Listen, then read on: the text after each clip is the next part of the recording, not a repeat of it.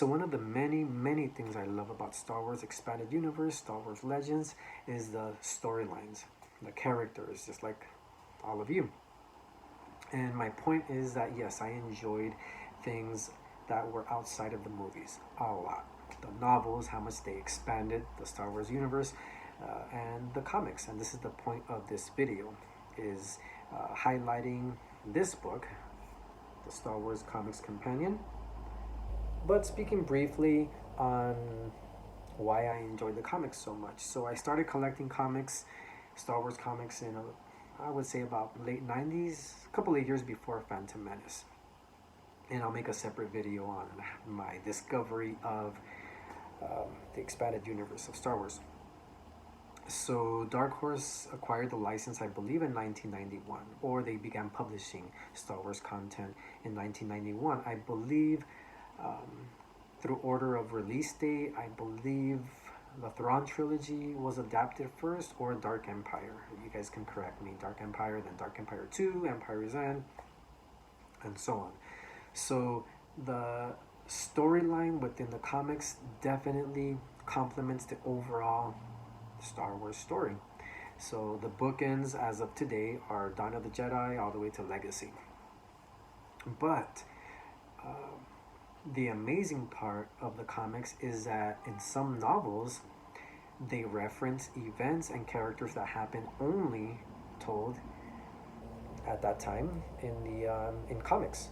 So that was completely mind-blowing, because we get to see how, I remember feeling that, like, my mind blown, because I started seeing how the story group was doing their best to really maintain one coherent story, that they really communicated with the authors of the comics and the novels, and had them communicate with each other to make sure everybody was on the same page, and they tried their best not to contradict certain things that happen. Is everything perfect? Absolutely not, but it's extremely enjoyable, and it is noticeable that they definitely plan things out, which I, as a fan of the EU, really appreciate and value. So this video is just going to give you a little overview on this book. I think this book, I wouldn't call it essential, but it's a special book. It really is. I've had it since 2006 and found it. I pulled it out and enjoyed it once again. I'm glad I have this. It's a comics companion. What this is a source book. So it explains briefly on the forward the history of the Dark Horse acquiring the license and how they began publishing Star Wars comics from 1991. And this goes up to 2006. So if you get this, you're going to see that a lot of things, you might be thinking a lot of things are lacking. Like, we don't see Dawn of the Jedi. It kicks off with Tales of the Jedi, Golden Age of the Sith. There's no Dawn of the Jedi. So the reason why is because this was published in 06, and we had literally hundreds of comics from 06 to 2014, pre-Disney, up to that point. So I'll give you a little preview of this book to show you what makes this so special, in my opinion. I like it because it separated through not in publishing order, but chronological order, through era. So this is the Tales of the Jedi era, Golden Age of the Sith, and the way it's broken down, it doesn't explain or focus on individual comics. It focuses on the miniseries. For example, Golden Age of the Sith, it gives you a breakdown on the publishing and the year it was published, the inker, author, and a breakdown of that story. And it goes in chronological order. So it really focuses, and it gives you these amazing panels of those comics.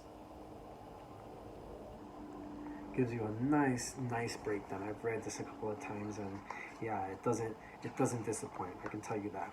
Then back then, 2006, all we had from Tales of the Jedi, it jumps to the prequel era. So once the prequels are coming out in 1999, we started getting tie-ins like the Jedi Council tie-ins. We started getting we've got Darth Maul, which is located here. This was in 2001. That Darth Maul comic is a must have. So, and it gives you notes. So it's truly a great source book. They really did an amazing job. Love these panels. And then it focuses on the Clone Wars campaign. Quinlan Voss, check that out. So I love one thing I want to highlight is I love all the comics, but one thing that stands out to mind right now is the Clone Wars campaign. Once Attack of the Clones came out, right away in comics and novels, we were getting hit left and right with material, an abundance of material, and it was great. So many comics. So I believe it lasted 3 years between 02 and 05. As soon as Revenge of the Sith came out, then obviously the Clone Wars era stopped, and there began other stories set in that era. So like Order 66 and all that, and there are comics on that as well. But I remember that Clone Wars era, really through the video games, the novels, and the comics.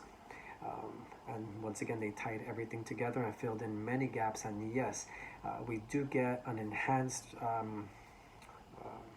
storyline on the relationship between Anakin and Obi-Wan, as well as other characters. Quinlan Voss, which is mentioned in Revenge of the Sith, which is a EU fan favorite. He was introduced in the comics, in the Republic comics of the Clone Wars. And what's the Jedi, the Twi'lek, the blue-skinned Jedi, Ayla Secura, she has a really big role in the comics, along with Quinlan Voss. Their storyline's amazing. Aura Singh shows up, bounty hunters, and it gives you a real in-depth. Novels are amazing and cool during the Clone Wars, but the comics, you get to see it. You get the artwork of that Clone Wars era is beautiful. So both novels and comics go hand in hand, as I mentioned, and must read. So yeah, I believe it goes up to Union, which is when Luke Skywalker married Mara Jade, or Chewbacca, I believe. That's the last comic we got chronologically that this book contains. So once again, it's a great book.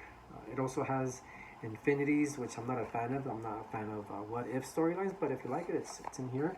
So once again, it gives you information on the comic, publishing information, breakdown. Simple book, but if you find this, I truly recommend buying it.